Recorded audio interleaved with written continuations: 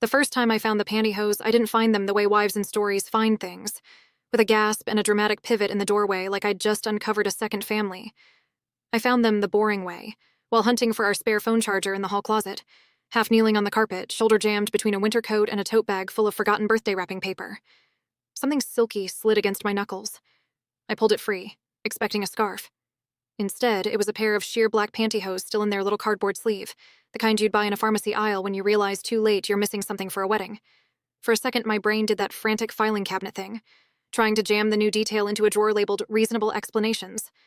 Costume party? Halloween? A prank gift? A mix-up from laundry? Then the quieter voice arrived with a soft click. Nick. Nick, my husband of 7 years. Nick, who kept our pantry organized by expiration date. Nick, who rotated the couch cushions so they wore evenly. Nick, who worked a job that made his shoulders live around his ears by Thursday. I didn't panic. I didn't also not panic. I did that third thing. The thing women do when they're both scared and trying to be fair, where you go still and listen to your own heartbeat like it might contain instructions. I tucked the pantyhose back exactly as I'd found them. Not because I was putting them away, but because I needed them to stay where they were so I could return to that moment if I had to. Proof. Untouched. A bookmark in the middle of a page I wasn't sure I wanted to finish. That night, Nick came home later than usual. The front door opened with his careful, quiet key turn like he was trying not to disturb the air. I heard the soft thud of his bag, the little exhale he always gave before he stepped into the kitchen and tried to be normal. "Hey," he said, leaning in to kiss my cheek. His stubble scratched my skin, and I felt the familiar tug of love, the way it shows up even when you're busy being suspicious. "Smells good." "Pasta," I said. My voice sounded like mine, which felt like an accomplishment. He sat at the table and rubbed his forehead with the heel of his hand. His wedding band flashed under the overhead light. There was a faint red line across his brow where his safety glasses must have pressed all day. Nick's job was one of those jobs people brag about having without knowing what it does to your insides. Project management, high-stakes deadlines, constant client calls, and a boss who communicated urgency like it was a personality trait. Some weeks, Nick carried other people's panic around like a backpack he couldn't take off. He'd started coming home with these tiny tells. A twitch in his jaw. A shallow breath that never fully emptied. He'd smile at me, then drift away like his mind had a different address it needed to return to. Over dinner, he told me about a meeting that went sideways. About a supplier who'd missed a shipment. About a client who'd threatened legal action. He kept his voice even, like the calmer he sounded, the less real it would be. I watched him stab noodles and realized something that made my chest go tight. He wasn't decompressing anymore. He was just surviving. After we ate, he did dishes without me asking, too fast, like he was racing an invisible timer. When I reached for a towel, he flinched, barely, but I saw it. "You okay?" I asked. He forced a smile, the one that always made me want to believe him. "Yeah, just tired. Long day." I waited, letting silence sit between us like a third person at the counter. Nick. His shoulders rose and fell. He looked at the sink, not at me. "I'm fine, Chris." My name, shortened, was usually comfort. That time it felt like a small shield. Later, in bed, he lay on his back, hands clasped over his stomach like a statue of himself. The room was dark, but I could make out his profile. His lashes, the little dent in his chin. His breathing was shallow. Mine was not. I turned onto my side and stared at the closet door, knowing what was on the other side of the wall. Knowing what I'd found. Wondering what it meant. Wondering what it didn't. In the morning, I made coffee and decided I wasn't going to do the thing where I collected evidence in secret and built a private courtroom in my head. I wasn't going to become my own investigator. Nick and I had promised each other early on that we'd be partners, not opponents. But partnership doesn't mean you march into someone's vulnerability with a flashlight. So I started with what I did know. Nick was stressed. Nick was fraying at the edges. Nick needed something he wasn't getting from his workday. And somewhere in our hall closet was a pair of black pantyhose like a quiet little flare. That afternoon, while he was at work, I found myself scrolling my phone, not even searching for anything specific, just letting my thumb move because my mind didn't want to sit still. I read about stress relief, about sensory grounding, about the way pressure on the skin can calm the nervous system, like weighted blankets and compression socks. The words deep pressure stimulation popped up more than once. I set my phone down and stared at the wall, remembering little moments I'd dismissed over the years. Nick rubbing fabric between his fingers at the store, lingering in the bedding aisle. Nick wearing the softest hoodies until they were practically a second skin. Nick pulling the blanket up to his chin on the couch like he needed the weight of it to hold him together. I thought about the pantyhose, sheer but firm, a quiet hug over every inch of leg. And then, underneath all my thinking, a realization slid into place, gentle as a hand on my shoulder. What if this wasn't a secret life? What if this was self-care? When Nick came home that night, I didn't ambush him. I didn't mention closets or pantyhose or anything that would make him feel cornered. I just kept my eyes on him the way I did when I wanted to understand without forcing. He looked worse. His tie was crooked, his hair slightly damp like he'd run his hands through it too many times. He dropped his keys and muttered a curse. Rough? I asked. He blew out a breath that sounded like it had been trapped all day. You could say that. I set a plate of leftovers in the microwave and leaned against the counter. Want to talk about it or want quiet? He blinked like the question surprised him. Quiet, he admitted, and the honesty in it made my throat tighten. Okay, I said. Quiet. We ate in the living room with the TV on low. He didn't really watch it. His leg bounced. His fingers worried the edge of a napkin until it tore. Afterward, he stood up abruptly. I'm gonna shower. Go, I said, as if granting permission, as if it was a gift instead of a necessity. While he was in the bathroom, I walked to the hall closet and opened it like I was opening a door to a different part of our marriage. I found the pantyhose easily this time, because my hand remembered where they were. Black, sheer, unopened. My heart thudded hard. I closed the closet and stood in the hallway, listening to the water run, imagining Nick under the spray with his hands braced on the tile, trying to rinse off a day that didn't rinse. When the shower turned off, I went to our bedroom and sat on the edge of the bed. I smoothed the quilt, buying time. When he walked in, towel around his waist, hair dripping, he looked softer, more like himself, until his eyes found mine, and that guardedness returned. What's up? He asked. I patted the spot beside me. Sit with me a second? He hesitated, then sat, still damp, the air around him smelling like soap and steam. I took a breath, and I chose my words like I was handling glass. I know work has been crushing you. He shrugged, but it was a weak shrug. It's just a lot. I can see that. I kept my voice steady. And I can also see you've been trying to handle it all alone. His jaw tightened. I don't want to dump it on you. You're not dumping. You're sharing. I reached for his hand, and when my fingers touched his, he didn't pull away. That felt like a small green light. I looked at our joined hands and said quietly, I found something in the hall closet yesterday. His hand went rigid under mine. I didn't rush. I didn't say the word yet. I let him fill the silence if he wanted to. His throat bobbed. What did you find? I lifted my eyes to his. Pantyhose. The word landed like a dropped dish. For a second, he just stared, the color draining from his face in a way that made my stomach twist with regret. Then he stood up so fast the towel slipped a little and he grabbed it with one hand, the other clenched. Krista, I'm not mad, I said quickly, standing too, palms open. I'm not accusing you of anything. I want to understand. He turned away, facing the dresser like it could protect him. His shoulders were hunched, and I saw, so clearly, the shape of shame sitting on him like a heavy coat. It's not... He started, then stopped. His voice sounded scraped. It's stupid. It's not stupid, I said, even though I didn't fully know what it was yet. But I knew how he looked. I knew what it cost him to be seen. He laughed once, bitter and small. You found pantyhose in our closet, and you're telling me it's not stupid. I'm telling you, I said, stepping closer but not touching him, that whatever it is, I'm not going anywhere. He shook his head hard, like he could shake the moment off. I didn't want you to know.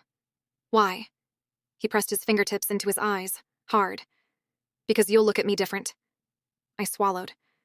I'm looking at you right now. He dropped his hands. His eyes were wet, and that broke something open in me. I get home and my skin feels...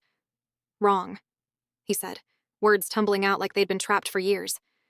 Like everything is buzzing. My thoughts don't stop. And I can't shut it down. He dragged a hand through his damp hair. One night, months ago, I don't even remember why, He stopped, embarrassed even by the memory. I tried them, and it was like... My body finally took a breath. The pressure. The smoothness. It's quiet. He looked at me like he was bracing for a slap. I didn't slap him. I didn't laugh. I didn't do any of the things he'd probably rehearsed defending himself against. Instead, I felt something unexpected bloom in my chest. Tenderness. Not pity. Tenderness.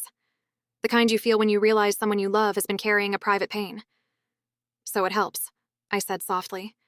He blinked, thrown by my tone. Yeah, he whispered. It helps, and I hate that it helps. Because what kind of man... Nick, I cut in gently. Don't do that. He looked at me, confused. Don't punish yourself for finding something that calms your nervous system. My voice shook a little. If you told me you started drinking 6 coffees a night to cope, I'd be worried. If you told me you were driving too fast because you needed adrenaline, I'd be worried. But this... I gestured vaguely, meaning the pantyhose, meaning the softness, meaning the secret. This sounds like you found a way to come home to yourself. His mouth trembled. It's embarrassing. It's private, I said. There's a difference. He stared at me like he'd never considered that. I took another breath. This was the part that mattered. The part where I could either make him feel like he had to hide deeper, or like he could finally exhale. Can I ask you something? I said. He nodded, barely. Do you want me to be part of it? Not like I'm in charge of it. I flushed, realizing how delicate this was. I mean, do you want support? Or do you want this to stay yours? He swallowed hard. I don't know. That's okay, I said. We don't have to decide tonight. He let out a shaky breath and sat back down on the bed, suddenly looking exhausted, like confession had drained him more than work ever could. I sat beside him. I do want you to know something, I said. I've watched you unravel under work stress, and it scares me. Not because you're weak, because you're strong and you keep pushing until something breaks. He stared at the carpet. I would rather you wear pantyhose every night for the rest of your life, I said, than watch you suffer because you think you have to be a certain kind of man for me to love you. His head snapped up. You don't think it's... I think, I said, choosing honesty, that it's different than what I expected married life to look like. But I also think marriage is a place where we get to be real. And I love you. Not your job title. Not your performance of calm. His eyes went glossy again. He blinked fast, like the tears were an inconvenience. I didn't tell you because I thought you'd think I was... I don't know. That I wanted to be someone else. Do you? I asked quietly. He shook his head. No. I'm still me. It's just... He searched for language. It's like taking off armor. Like my legs can finally stop bracing. I nodded slowly. Okay. We sat in silence, but it was a different silence than before. It wasn't a wall. It was a room. After a minute, I asked, would it help if we made it intentional? Like a ritual after work? Something that signals your body it's safe now? He looked at me like I'd suggested building a spaceship in the backyard. You'd be okay with that? I think, I said, I'd be okay with anything that helps you feel better and doesn't hurt you. He hesitated. I don't want you to feel like you have to participate. I smiled faintly. Nick, I'm your wife. I participate in your life. That's kind of the point. He let out a breath that almost sounded like a laugh, but it crumpled halfway into emotion. God. I reached out and touched his arm. His skin was warm from the shower, and he leaned into my hand just a little, like a plant turning toward light. That weekend, we did something that felt absurdly intimate for how ordinary it was. We went shopping. Not together in the way you go buy groceries. Together in the way you go to a place that might hold your secret, and you walk in side by side, daring the world to be normal about it. We chose a store with a big self-checkout area because Nick said very quietly, less interaction. Okay, I said, and I didn't tease him for it. In the hosiery aisle, he hovered at the end cap like he might bolt. His eyes darted around. His shoulders were tight. I could feel the tension rolling off him. I stepped closer and lowered my voice. We can leave any time. He nodded once. I just don't want someone from work to see me. Then we'll be quick, I said, scanning the packages. What kind do you like? He swallowed. Black. Sheer. Not too shiny. He pointed subtly. Those, usually.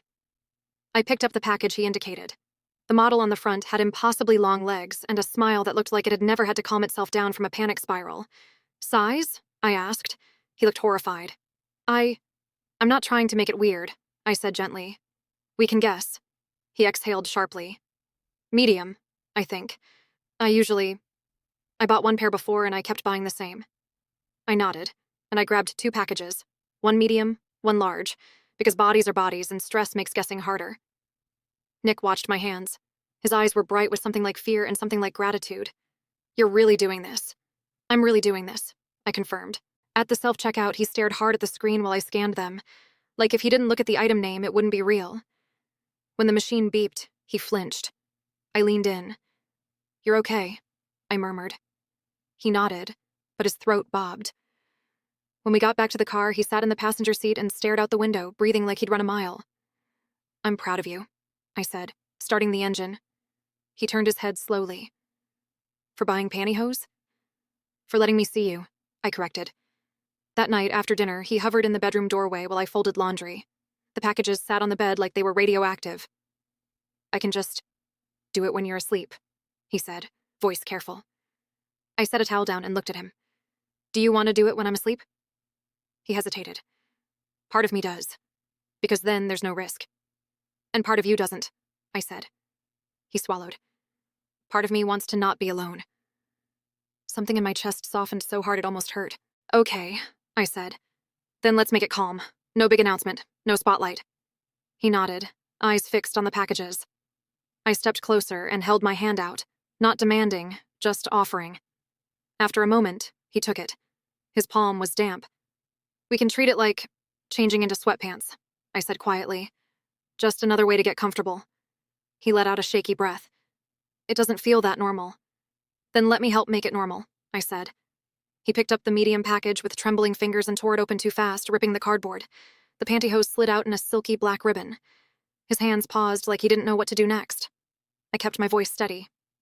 Do you want privacy while you put them on? He nodded quickly, relieved. Yeah. Okay, I said. I'll be right here. I turned away and sat on the edge of the bed, facing the window, giving him space without leaving. I listened to the soft rustle of fabric, the quiet exhale he let out when the first leg went on.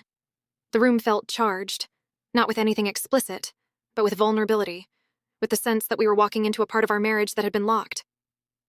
After a minute, he spoke behind me, voice small. Okay. I turned slowly. Nick stood there in an oversized gray t-shirt and black pantyhose, his bare feet on the carpet, his hands clenched at his sides like he was bracing for impact. He looked like himself, and like someone newly revealed. His face was flushed. His eyes were wide. I didn't react with surprise. I didn't let my gaze linger like a spotlight. I simply took him in the way you take in someone you love when they show you something true. How do you feel? I asked softly. His shoulders dropped a fraction. He looked down at his legs, then back at me, and his voice came out almost stunned. Quieter. I nodded as if that made perfect sense. Good. He blinked fast, and his eyes filled again. You're... okay. I smiled, a little sad at how much he needed that. I'm okay. He took a cautious step forward, like he was learning how to move in a new body. It's stupid, but it's like, my skin isn't screaming. It's not stupid, I repeated. It's information. He laughed wetly. You make everything sound like a therapy book. Only when I'm trying not to cry, I admitted. That got a real laugh out of him, small but genuine. We sat on the couch together. He tucked his legs under himself and I saw the way the fabric held him. Light compression, a smooth layer between him and the world. His breathing slowed, his jaw unclenched.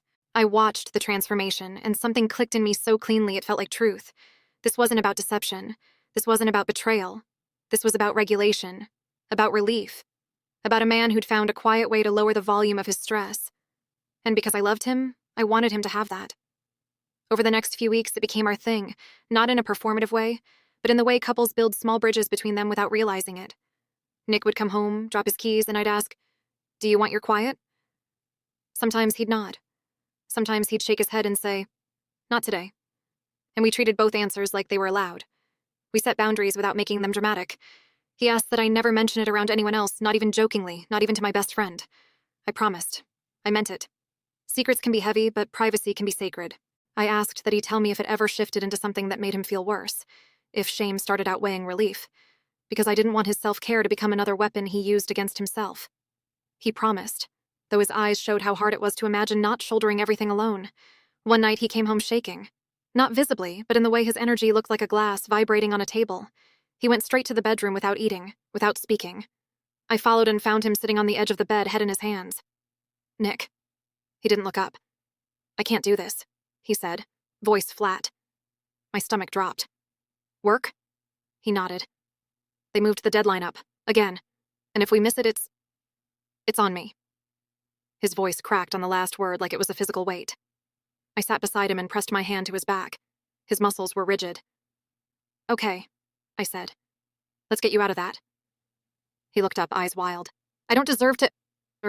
Stop," I said gently, firmly. "You deserve relief because you're a human being." His throat worked. "It won't fix it." "No," I agreed. "But it might help you breathe." He hesitated, then reached into the bedside drawer where he now kept a small stack of hosiery like it was a first aid kit. He pulled out a pair and held it like it might disappear. "I feel ridiculous," he whispered. "You feel overwhelmed," I corrected. He stared at me, and his face crumpled in a way I'd never seen from him, like the part of him that always maintained control finally let go. "I don't know how to turn it off," he said. I swallowed hard, because I knew that feeling too. The way stress can become a constant hum you can't locate. "You don't have to turn it off all at once," I said. "Just down a notch." I turned away again to give him privacy, and I listened to the quiet sounds of him changing. When he spoke again, his voice was softer. "Okay," he said. I turned and saw him sitting back on the bed, pantyhose on, hands resting on his thighs like he was reminding himself his body existed. His breathing was slower already. I sat beside him, and without making it a big deal, I put my hand on his knee. "Hi," I said, like greeting him again. He blinked. "Hi." We stayed there, just breathing. The room smelled like laundry detergent and the faint citrus of his deodorant. Outside, a car passed with headlights that dragged a brief stripe of light across the ceiling. After a while, he said almost shyly, "Can I tell you something else?" My heart thumped. "Yes." He swallowed. "It's not just the pressure. It's the permission." He looked down at his legs. "When I put them on, it's like I'm telling myself I don't have to be hard all the time." I felt tears sting my eyes. "You don't," I whispered. He nodded slowly, as if absorbing that like medicine. That was the moment I understood the deeper thing. This wasn't merely about clothing. It was about a nervous system that had learned to live in fight or flight, and a man who'd found a way, his way, to come back to baseline. And my role, as his wife, wasn't to judge the method. It was to support the healing. Not everything was perfectly smooth. There were awkward moments, like the time I accidentally tossed a pair into the communal laundry basket when my sister was visiting. I realized it halfway down the stairs, heart in my throat, and I turned around so fast I nearly tripped. I scooped them out like they were a live spark and shoved them in our bedroom drawer, then leaned against the door and laughed silently at myself, adrenaline roaring. When I told Nick later, he went pale. Then he put his face in his hands and groaned. Then, after a beat, he started laughing too, soft and disbelieving. "I would have died," he said. "You would not," I said, though I understood why it felt like that. He looked at me, serious again. "Thank you for catching it." "Always," I said. There was also the night he snapped at me over something tiny, me reminding him about a dentist appointment, and I snapped back because I was tired of being the calm one. We stood in the kitchen, both breathing hard, and then he looked at me with this raw, startled expression. "I'm sorry," he said quickly. "I'm sorry, I'm flooded." The word, flooded, hit me. It was exactly right. I stepped closer, lowering my voice. "Do you want your quiet?" He nodded, shame flickering across his face like a shadow. I touched his arm. "No shame," I said. "Not here." When he came back out later, calmer, he held my gaze and said, "Thank you for not making me into a joke." The sincerity of it made my throat close. "I would never," I said. And I meant it, not because I was some perfect, enlightened person, but because I'd seen what this did for him. I'd seen the way it kept him from splintering. Months passed. Work was still work. The deadlines still came. The boss still sent late-night emails. But Nick started coming home with a little more breath in him, a little more softness. On the hardest days, he didn't disappear into silence as much, because he wasn't alone in it anymore. Sometimes, after he changed, we'd sit on the porch with mugs of tea, the air cool against our faces. He'd talk, not about pantyhose necessarily, but about his day, about his fears, about the pressure he felt to be unshakable. And sometimes he'd say, almost casually, "I'm going to go decompress." And I'd feel a quiet pride in that sentence. Not because of what he was wearing, but because of what he was allowing. Care. One evening, as we were getting ready for bed, Nick stood in the doorway and watched me brush my hair. His expression was thoughtful. "What?" I asked, glancing at him in the mirror. He hesitated, then said, "Do you ever resent it? That I'm like this?" I turned around fully. "Like what?" He gestured vaguely at his legs, already covered in his quiet uniform, then dropped his hand like it embarrassed him. "Needing it." My heart squeezed. I walked to him and took his face in my hands, thumbs brushing the edges of his jaw. "Nick," I said, steady. "I resent your job for doing this to you. I resent the world that taught you relief has to come with shame. I do not resent you." His eyes shimmered. "I'm scared you'll get tired." "I might get tired," I admitted honestly, "because life is tiring. but not of loving you, not of supporting you. He let out a long breath, and his shoulders dropped like a weight slid off them. He leaned forward and rested his forehead against mine. I love you, he whispered. I love you, I whispered back, and I'm really glad you told me. If you'd told me years ago that part of my marriage would include buying pantyhose in a self-checkout lane and creating a post-work ritual that involved sheer fabric and nervous system regulation, I would have blinked and laughed and said, sure. But the truth is, marriage is rarely what you imagine. It's not a fixed script. It's a series of moments where you decide, over and over, whether you're going to meet each other with fear or with curiosity, with control or with compassion. That little package in our hall closet could have become a wedge, a suspicion, a story of betrayal I built in my head. Instead, it became an opening. A way for Nick to come home to himself. A way for me to learn that love isn't just about accepting someone at their best. It's about making room for the ways they survive. And now, when he walks in the door with that tightness in his shoulders, when I see the day clinging to him like grit, I don't feel alarmed the way I did that first time. I feel understanding. I'll hand him his quiet without fanfare. I'll keep the lights soft. I'll ask if he wants tea.